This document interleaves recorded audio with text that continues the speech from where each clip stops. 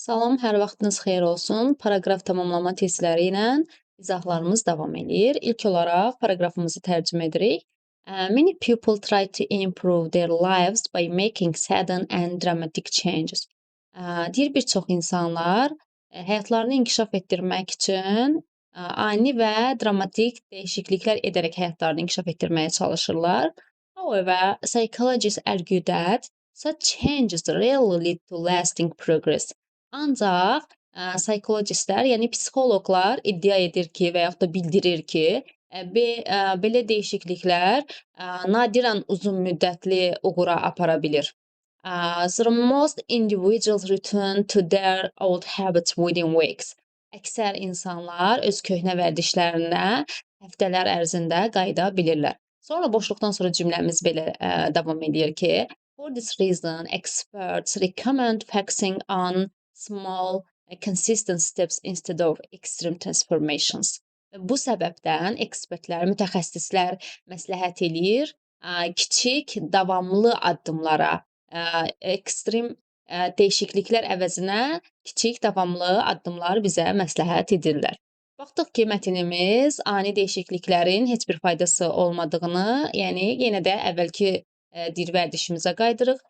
Məna etibarilə budur.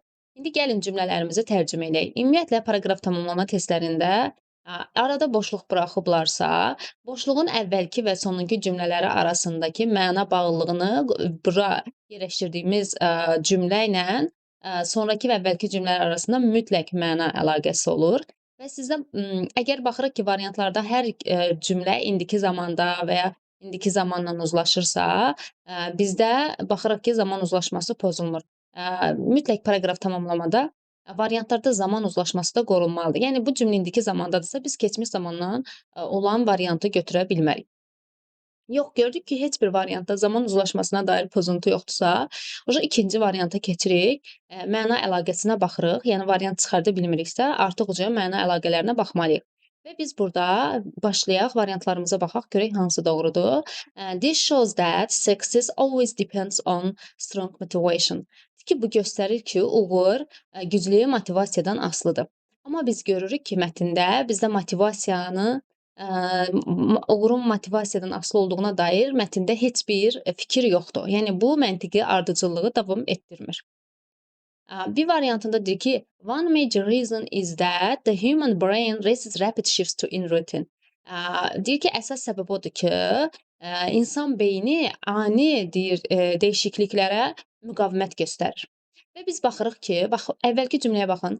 Əksər insanlar öz köhnə vərdişlərə həftələr ərzində qayıdırlar və bu səbəbdən burada nəticəni verib, nəticədə əvvəlki biz həbitimizə, vərdişimizə qayıdırıq. Nəyin nəticəsi olduğunu biz burada deyirik. Və cümlədə baxırıq ki, for this reason, bu səbəbdən. Bu səbəbi verdi. Nəticəni burada verib, biz nəticəni verib, nəticənin səbəbini axtarırıq. Bunun səbəbi də ki, burada açıqlayır. Deyir ki, əsas səbəb insan beyni ani dəyişikliklərlə müqavimət göstərir. Və səbəbin nəticəsi budur ki, biz köhnə vərdişlərimizə qayıdırıq. Sonra da cümlə ardıcıllıq davam edir. Bu səbəbdən bizə nə məsləhətlər gördülər, bunu yazılıb. Və burada cavab variantımız %100 B variantıdır ki, məna axışı burada tamamlanır. C variantına keçirik. C variantında isə deyir ki, people enjoy taking risk when they want to change their lives. İnsanlar həyatını dəyişmək istəyəndə